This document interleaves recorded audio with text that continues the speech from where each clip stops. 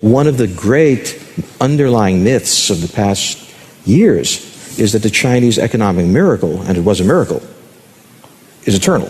I see China weakening, becoming a less of a force, and the People's Liberation Army is an internal security force. It's not going to attack anyone. This China is not part of China. These factories don't sell in China. You can't sell those products to people who are at a subsistence level agricultural life. These are extensions of the West. These factories are part of the American economy, the Australian economy, the European economy, but mostly the American economy. And if the American economy stops buying because we have a recession or we increase our savings rate, then what happens is that the rate of growth of exports falls and their ability to cover their debts fall. And what you're seeing in China right now is the government scrambling badly to use what are actually quite limited reserves. $2 trillion isn't what it used to be. To simultaneously try to get demand going in the interior of China, which you can't do with about $600 billion. That's just not enough for 1.1 trillion people. And secondly, to cover the banks that are in very deep trouble because of cash flow issues. And thirdly, make sure they're putting enough into the American economy so the American economy doesn't slip any deeper into recession and stop buying G.I. Joes from China and everything else that they sell. And so I would argue that China has a double whammy on it. It has reached the stage that Japan and Southeast and Eastern Asia reached at a certain point. And it reached it about 10 years cycle. So there was Japan hit, East Asia hit, China's hitting now. The Japanese collapse came from an American recession in 91, 92, because they were exporting to us and we stopped buying. Very similar phenomenon occurred in the 1990s, although it was somewhat more complex, having not to do with the United States. But this recession is not particularly hurting the United States, it's clobbering the Chinese. If this hadn't happened, they still would have had their non-performing loan problem, the very low rate of return on capital problem, and the fact that 1.1 billion Chinese are furious at being left out and of having their land stolen. Because one of the ways that you get loans in China is through land. And when a company needs more loans, it needs more land, and the company official goes to his cousin, who is the assistant governor of the region, and they take land. And if you read the newspapers, you will read about land riots and so on going on in China. This isn't happening just because mean people are doing things. This is how you're stabilizing the banking system. When you ask the question, if China is doing so well, why are they so obsessed with security? Why are they violating human rights? Why are they doing all these things? Two answers are possible. They're incredibly wicked people who don't appreciate the fact that they could live like Australians if they just stopped it, or the Chinese know a great deal more about China than Westerners, and they know they're in trouble. Which is a very long way of saying, but it was a very important question, because one of the great underlying myths of the past years is that the Chinese economic miracle, and it was a miracle, is eternal. And that it can go on ad infinitum and will go on ad infinitum.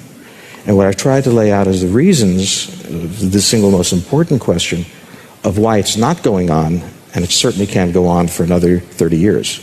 China has a population of 1.3 billion people. 1.1 billion of these people live at a standard of living of Nigeria. I went to Pudong and had one of those wonderful dinners that costs your next year's earnings. And I asked, what one of the waitresses was making. And she was making $60, $70 a month. And I went to the place she lived. She was living in a concrete building, unheated. There was cold water, no hot water, and the privies were outside for reasons I don't understand. And she regarded this as a marvelous improvement over what she had before in the farms. So 1.1 billion of this people live in the most extraordinary poverty. The characteristics of Asian economies are fairly similar. They are based on not having a market economy in capital. Capital is distributed for political reasons, for social reasons, for kairetsu reasons, what have you. Japan in 1990 had, in the industrial world, the lowest rate of return on capital in the world, which means they sold a lot of products, they didn't make a lot of money. My Uncle Louis had a dress business. He sold dresses for $9. It cost him $10 to make it, but he figured he'd make it up in volume. In many cases, in Asian economies, you have very narrow profit margins, and the rate of growth does not reflect the health of the economy. In fact, as in the case of Uncle Louis, a very good Christmas killed him. And you really have to take that very seriously, because we tend to focus on growth rates because some of the disciplines of non-Asian economies will mean that a high growth rate will mean profit, that there is a connection between the two. And one of the things we learned in Japan is there wasn't. They had an extraordinarily high growth rate. It hollowed out their banking system, leading to the crisis of 1991 and froze up the country. China has that problem, and I'll define it in these terms. When Japan went south, as we say in the States, the ratio of non-performing loans, in other words, loans that you're going to stiff the bank on, to GDP was 17%. When Korea and Taiwan ran into trouble, they were at about 23%. If you believe Chinese official government figures, the number in China of non-performing loans to GDP is about 40%. And that's an optimistic number. So this is an economy that has reached the climax stage that's built into the kind of capital allocation you do in Asia. One of the characteristics of reaching this stage is everybody is gaga over you, because you are selling more and more and growing faster and faster. Well, of course, you have a debt-driven economy. You're trying to cover your cash flow. So you sell. You sell for cash flow, not for profitability.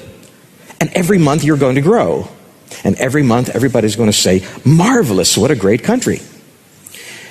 We knew that Japan was in deep trouble when the Japanese started investing in Pebble Beach and Rockefeller Center, everything not in Japan. And we asked a very stupid question. If Japan is such a wonderful investment that anybody be a fool not to invest in, why are the Japanese not investing there? Why are they buying anything outside of Japan? And there was a reason, which is that the insiders knew. They knew the problems they had. In 95, 96, you had a similar massive outflow of capital from Taiwan and South Korea. And again, the media took this to be a sign of enormous strength, whereas it was really a harbinger of terrific problems. You now have a massive outflow of capital from China, buying mines, buying condos, buying anything that's not in China, which, if the prognostications from China enthusiasts in the West were true, would be suicidally stupid behavior. Why do I want to own real estate in Australia when I can be in an economy that's going to grow by 15% forever? Well, the answer is growth and profitability are two different things, and they know better. Remember this about China, which is different from all these other countries. Nothing is a worse guide to the future than common sense. Because common sense basically tells you that what we have here is pretty much what we're going to have in the future. And that's just not how history works. And if you take a look at the 20th century, and we were sitting here in 1985, and I were to say to you, the Soviet Union will collapse in 5 years, you'd laugh, of course. History is full of what appears to be breathtaking changes. So let me explain what I think is going to happen. The great Asian power is not China. It's Japan. Japan has a much larger economy than China. It has much fewer weaknesses. It doesn't have 3/4 of its population in dire poverty. It's not growing particularly well, but it certainly has the largest navy in Asia. When the North Koreans were launching their missiles, it was Aegis destroyers from the Japanese Defense Forces that came in there ready to shoot down the missiles. The Japanese army is larger than the British army.